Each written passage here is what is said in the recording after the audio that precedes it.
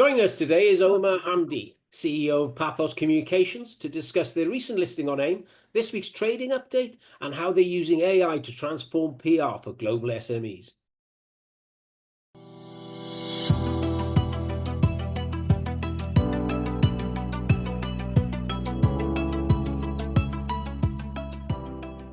Omar, welcome to Vox Markets. Thanks, Martin. Good to see you.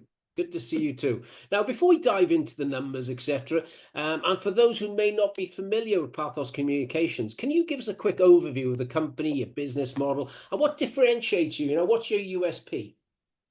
The USP is simple. We're doing something that has never been done before in the history of PR. PR is an old industry. The news is an old industry.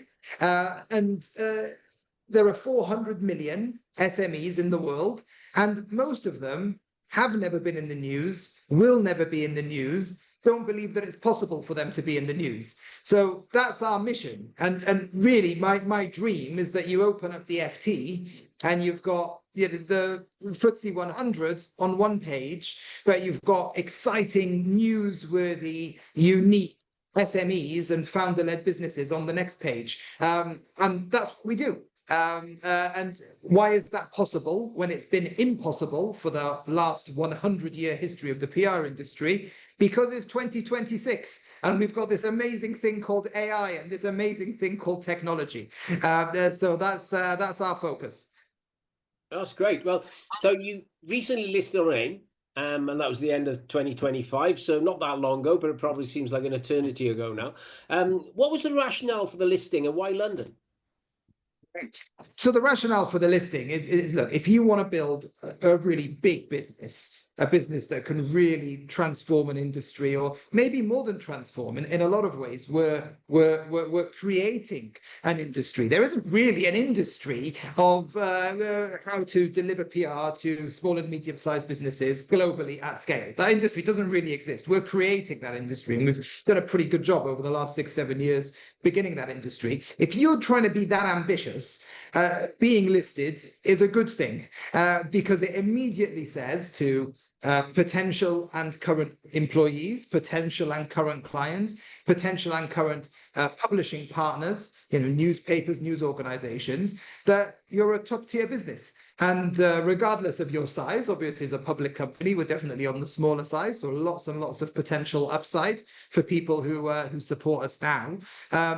Regardless of your size, if you're listed in London, you are a top tier business. And then the next question, why London? Well, why not London? First of all, we're a British company. I'm a British entrepreneur, so London's a sort of natural choice. But I'm not, blindly patriotic. We looked at pretty much every market around the world. From Canada across to Hong Kong, from Stockholm down to Australia. So we really did look at everything over a couple of years. And I think the unique thing in London is you've got a top tier stock exchange, but you've got an ecosystem for growth companies, which I think is really important. So we're very happy with how things have been. Now, you released a strong trading update for full year 2025. Can you walk us through the results and explain some of the key drivers behind that performance? Yeah, well, thank you, first of all. I'm very, very happy with the trading update, to be releasing that news. I think it was 35 working days after our IPO to have an upgrade for both our 2025 numbers and our 2026 numbers. It's a good start. We're not patting ourselves on the back at all. It's no good, comparing yourself to the worst performers and saying, well, we haven't been a complete mess. Well done. That's not how we think. We compare ourselves to the very, very best AIM success stories. The companies that float on AIM at a similar size to ours, and within a decade, our FTSE 250 companies. Those are the companies we compare ourselves to. So to do that, you've got to start strong. Very happy that we started strong. Very, very committed to continually under-promising and over-delivering. And we started as we mean to go on. So revenue ahead of expectations, adjusted EBITDA ahead of expectations, adjusted profit before tax ahead of expectations. I think profit before tax doubled year on year. So strong stuff. And cash is very important. Cash collections and cash at year end ahead of expectations. Why did we do that? How did we do that? First of all, very prudent, very reasonable forecasts. And because the business has been completely bootstrapped, completely self-funded up to the IPO, there was no pressure. There wasn't an external investor saying, well, actually, Omar, if you do this IPO, it needs to be at this kind of valuation. Otherwise, it doesn't make sense for my balance sheet. There was none of that. So it was all about me as the founder saying what's best for the business. What's best for the business is coming to market at a very, very sensible valuation that we can grow from, and the business keeps getting stronger. That's the great thing about the business. It's so early that there are so many quick wins, medium speed wins, slow wins. There are so many wins for the business, and as our product range expands, as we have new strategic partnerships that we're working on, it's just going to get better and better. So were there any particular industries or geographies that drove that growth? Do you know what? That's one of the many things I love about Pathos. We are not exposed to any particular customer, any particular industry, even when it comes to geography. Most of our business comes from the US, but we've got clients in 89 countries. So we are very, very de-risked and diversified. So it's really just everything getting better. And have you seen, because of this sort of geographical spread you've got, have you seen your pricing power sort of improve because of your media relationships, or because the AI edge that you have in the industry? Yeah, it's interesting. We had that question yesterday at an investor presentation. Is AI, I mean, I'm paraphrasing the question, but the way I understood the question was, is AI going to allow you to lay off some people so your margins can improve? And the answer is yes, but that's not what excites me. So if we're looking at a team of 10 people, okay, this team does this function in the business. As we roll out more and more of our AI tools, are we going to be able to reduce that team from 10 to 8? Very possibly. But do you know what's exciting is, can those 10 people now produce the value, the revenue and the profits of 20 or 30 people, because they're connecting with customers much better, because they're pitching to customers much better, because they're generating the perfect content at the perfect time, because it's as if each of these people have 3 full-time assistants running around preparing research for them. That's the exciting thing. So when we look at AI, it's really about creating new revenue channels and creating new customer relationships that would have been impossible in the old world. That's the thing that we get excited about. And look, I appreciate we're only sort of 5 or 6 weeks into 2026, but how's the performance going so far in this new financial year? A very strong start to the year. Like I say, we always want to under promise and over deliver. So I'm not going to throw out any numbers about how exactly how strong January was, but a good strong start to the year. And we're seeing the benefits of being listed. So it just makes everything a little bit easier. It just gives us a lot more momentum. Potential clients and existing clients love dealing with a listed company. Employees love being part of a listed company, being part of that story, benefiting from that story. And the publishers that we work with, of course, it gives them a whole new level of comfort, knowing that they're partnering with a listed business when we submit content to them. So a great start to the year. I'm loving the new job. Very happy that we got the IPO done, and I'm loving the new job. And just out of interest then, in your industry, are there any sort of seasonal trends for demand in PR and media exposure that would shape or change the shape of the revenue curve for you? There's a little bit of seasonality, and that's just around the holidays. So around Christmas and New Year's, that naturally you're going to have people, if you sign, I mean, we were signing up customers up to, I think, either the 23rd of December or maybe up to Christmas Eve.